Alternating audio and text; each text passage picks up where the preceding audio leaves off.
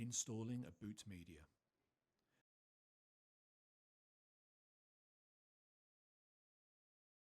Note: the replacement boot media that you installed does not have a boot image, so you will need to transfer a boot image using a USB flash drive.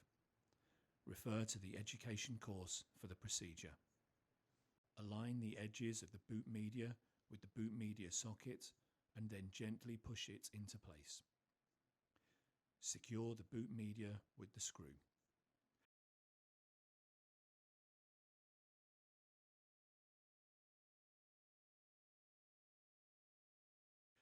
Reinstall the CPU air baffle. Close and secure the controller cover. Reinstall the controller into the system. Refer to the video titled "Installing the controller module" for the procedure.